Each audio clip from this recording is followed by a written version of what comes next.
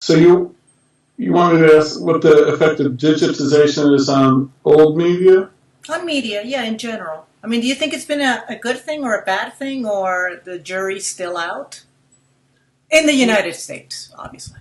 It depends what you mean by media. If you mean media companies, I mean corporations, commercial news media, or just commercial media, Yeah. probably on balance, the internet's been a horrible thing because they were sitting in the catbird seat, owning all the TV stations and film studios and cable TV, and they were just looking at a very rosy future. So I don't think the internet's been especially good for corporate media, for the owners of media. So no, for them, not good. Um, there are a couple of students that have said corporate media does have a right to earn money. When you look at something like Comcast, for example, and today there was an announcement of DirecTV being bought or trying to be bought by another phone company, don't these companies have a right to do everything they possibly can legally to make money?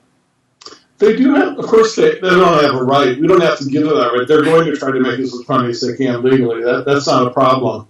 But where your friend who asked that question, I think, needs to put it in context is that Comcast, DirecTV, most media companies are not free market companies. They're not like if your friend wants to sell falafel burgers outside of a basketball game on the street, competing with 30 other vendors. That's a competitive business trying to maximize returns, and that's a private enterprise for the most part. These companies are all government-created monopolies. Comcast basically is a monopoly company that has government licenses that give it monopoly franchises. Likewise, DirecTV is one of the only two satellite services. There's only enough spectrum that we could have two satellite companies in America. So they are basically given monopoly access to spectrum to be a very profitable duopoly in America where they can't lose money. So if you view it that way, then the public has very strong, legitimate legal rights to set the terms of how anyone uses these monopoly franchises. That's what it's all about. And so if the idea is these guys' right to make money however they want to trumps the public concern when we're giving them monopoly licenses in the first place, well, I think that's preposterous. And unless that student is a significant shareholder in Comcast and DirecTV and doesn't care about anyone else on earth, I hope he or she thinks it's preposterous too. Well, when we brought this up in class, and most of the students are in their early 20s, we were talking, for example, about Google. And one of the things that I suggested after they had read and realized what was going on was stop using Google. Give up your cell phone. Are you ready to do those things?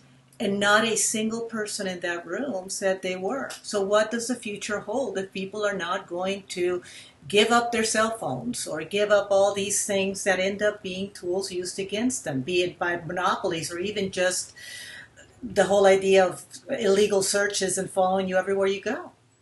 Well, you change the system, obviously. I mean, you don't.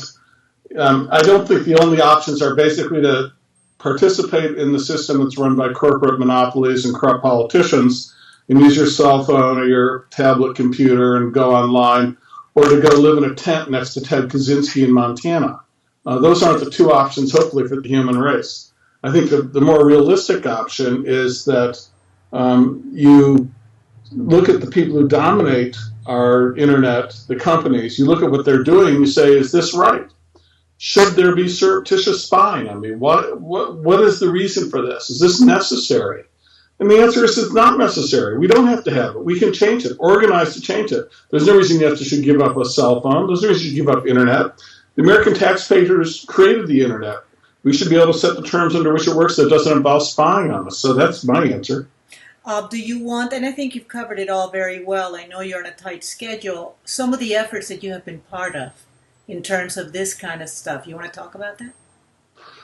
Well, I'm involved with a group called Free Press, which is a media activist group which fights for the public interest, battling these government-created monopolies like Comcast and DirecTV on a daily basis to try to squeeze some scintilla of public interest representing the rights of the taxpayers and citizens of this country. It's a difficult fight. These lobbies are exceptionally powerful, exceptionally strong.